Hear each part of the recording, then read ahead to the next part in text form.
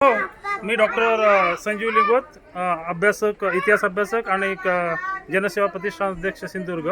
आपल्यासमोर इथे एक गोष्ट निदर्शनास आणू इच्छितो की आज मी इथे वेरूळ इथे आहे. एलोरा केव्ज बघायला आलेलो, पण मंगळवार असल्याने ती बंद असल्यामुळे आज घृष्णेश्वर मंदिराच्या इथे आलेलो आहोत. आणि घृष्णेश्वर मंदिराच्या समोर आपल्याला जे दिसते ती मालोजी राजे भोसले यांची समाधी. मालोजी राजे भोसले हे छत्रपती शिवाजी महाराज यांचे आजोबा, बाबासाहेब भोसले यांचे ते चिरंजीव. हे साधारण 1552 मध्ये त्यांचा जन्म झाला आणि त्यांची पत्नी उमाबाई यांनी समोरच असलेलं जे ज्योतिर्लिंगातील मंदिर आहे घृष्णेश्वर मंदिर, त्याचा जीर्णोद्धार त्यांनी केला, जे आपण बघायला बरेचसे लोक येतात.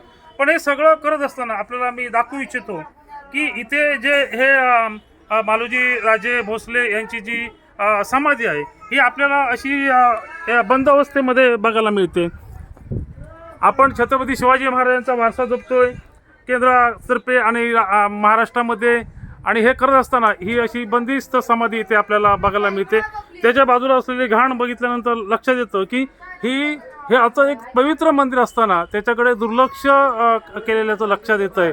तर महाराष्ट्र शासनाने आणि पुरातत्व विभागाने ह्याच्याकडे लक्ष देऊन हे अतिशय सुंदर कोरीव काम केलेलं असं जे मंदिर आहे किंवा समाधी आहे तिच्याकडे लक्ष केंद्रित करून इथे सुशोभीकरण करणं आवश्यक आहे असं मला वाटतं. आज माझ्यासोबत भिवंडी येथील डॉक्टर कविता मालपाणी पण आलेले आहेत, सर्जरी विभागाच्या त्या उपप्रमुख आहेत. त्याचप्रमाणे विरार येथील डॉक्टर जयंती कुलकर्णी पण आलेले आहेत, त्या इथे उपस्थित आहेत. आम्ही सगळे इथे मालोजी राजाच्या समाधीचं दर्शन घेतलेलं आहे आणि आपल्याला जी गोष्ट माझ्या निदर्शनात आलेली आहे ती आपल्या निदर्शनात आणण्याचा प्रयत्न केला आहे. जय हिंद, जय महाराष्ट्र.